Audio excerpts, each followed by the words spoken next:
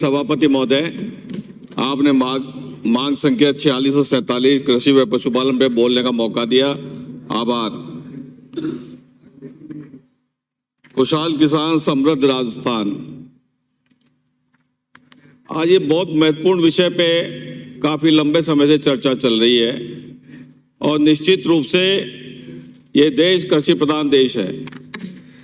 राजस्थान बहुत बड़ा भूभाग है, सबसे बड़ा प्रदेश है देश का भूभाग के हिसाब से, और यहाँ की स्थिति अलग है। किसान की जो स्थिति है आजादी से लेकर के आज तक, क्यों हम भी किसान परिवार से ही आते हैं। सबसे पहले मैं माननीय मुख्यमंत्री जी का और माननीय मंत्री जी का आभार प्रकट करूंगा कि प्रदेश ने पहली बार कृषि बजट देने का जो फैसला किया उसके लिए उनका बहुत बहुत आभार, बहुत बहुत धन्यवाद। कृषि के संबंध में और किसान के संबंध में बहुत गहराई से विचार करने की आवश्यकता है। किसान के कर्ज माफी की भी बात करी, खाद की भी बात करी, बीज की भी बात करी, पानी की भी बात करी, उसके फसल की कीमत की भी बात करी। ये सारी स्थितियां हमारे सामने हैं। हम बात करते हैं जब किसान की, एक मुद्दा यहां पे आया ERCP का। मैं समझता हूं जो विपक्ष के साथी किसान के लिए बोल रहे हैं तो कम से कम उस बार में तो फैसला कर लेते कि इसको बनानी है, इसको राष्ट्रीय परियोजना घोषित कराएंगे। वो भी किसान से जुड़ा हुआ ही मुद्दा है माननीय सभापति महोदय, लेकिन उसके बारे में कोई नहीं कहेगा। जिसमें 2 लाख हेक्टेयर भूमि सिंचाई होगी और 13 जिलों को पानी पीने को मिलेगा, लेकिन उसकी चर्चा कोई नहीं करेगा। यहाँ पर किसान की बात तो बहुत बड़ी बड़ी करेंगे, लेकिन किसान की जो हालत है, आधा गांव में जाके पूछिए किसान को, अगर कहेंगे खेती भाई टोटे का काम है, भाई खेती नहीं करनी, टोटे का काम है, लेकिन मजबूरी करनी पड़ती है। ये किसान की हालत है और ये सब जानते हैं जो वहां से जीत के आए, हम भी जीत के आए उस किसान के वोटों से। लेकिन किसान की जो हालत है आज, उस पर सबको बैठ के विचार करना पड़ेगा। माननीय मुख्यमंत्री से भी मैं निवेदन करूंगा, आज ये कर्जे की बात होती है, बार बार कर्जा माफी की बात होती है, इसकी धरातल में जाइए कि क्यों होता है बार बार, किसान क्यों कर्जदार बनता है बार बार, क्यों उसकी जमीन नीलाम हो रही है। इस बारे में हमारे को विचार करना पड़ेगा, जब जाके किसान इस कर्जे से मुक्त पाएगा। सरकारें आती हैं, कर देती हैं। पिछली सरकार ने कर्ज माफी करी, अधूरा काम छोड़ के चले गए। 2000 करोड़ कर्जा माफ करने का करी, बाकी कर्जा हमारी सरकार ने, माननीय मुख्यमंत्री अशोक गहलोत साहब ने किया।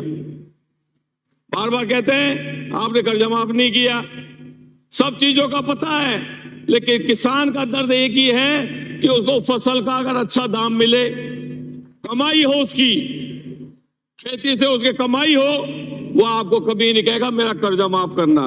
वो चुकाने की कैपेसिटी उसके अंदर पैदा करिए माननीय सभापति महोदय, कि वो खेती से कमाए और उस कर्जे को चुकाए।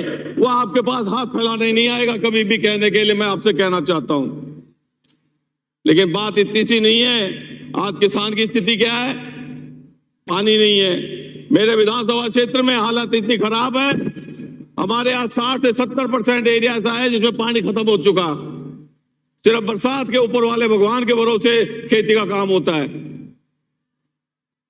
किसान की हालत देखिए, आप जमीन देखिए, उस जमीन में अगर आज पानी हो, जहां मक्का पैदा होता था, आज वहां खेती नहीं होती है। हमारा माननीय सभापति महोदय, ऐसे ऐसे क्षेत्र हैं जिनमें किसी जमाने में पानी था तो वहां क्या क्या खेती होती थी और वहां से वो खाद्यान्न कहां जाता था। आज वो स्थिति है कि वहां पैदा कुछ भी नहीं होती, जमीन खाली पड़ी है। भट्टे लगा लिए किसानों ने। क्यों लगा लिए? ट्रकों का काम क्यों कर लिया किसान के बेटे ने, किसान के लोगों ने? ट्रांसपोर्ट लाइन में क्यों घुस गए? किसान को क्या जरूरत पड़ी थी? अगर ये खेती फायदेमंद होती तो आज वो ये धंधा करने के लिए नहीं जाता। वो अगर उसमें से कमाई होती खेती में से, तो वो दूसरी तरफ अपना ध्यान नहीं लगाता। आज जो पलायन है हमारा शहरों की तरफ गांव से, वो भी सबसे बड़ा कारण यह है कि हमारी खेती नुकसान का सौदा हो गई।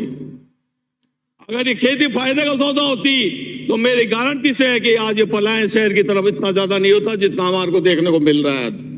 इसलिए मैं सभी से आपसे विनती करूंगा, सरकारें बहुत अच्छा काम करी है। हमारे मुख्यमंत्री जी ने काफी संबल दिया है हमारे किसानों को, 2000 यूनिट बिजली फ्री करी है, और ये जो 100 यूनिट बिजली फ्री करी है इसमें भी किसान को ही फायदा हो रहा है, क्योंकि किसान का जो खेत पे मकान बना है उसको भी, उसमें भी फायदा हो रहा है।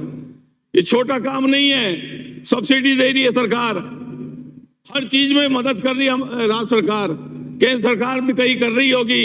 लेकिन मैं केंद्र सरकार से इतना ही निवेदन करना चाहता हूं कि जब मनमोहन सिंह साहब प्रधानमंत्री थे, हजारों करोड़ रुपए किसान का कर्जा माफ किया, इतना सा कर्जा माफ करने में आपको कहां जोर आ रहा है?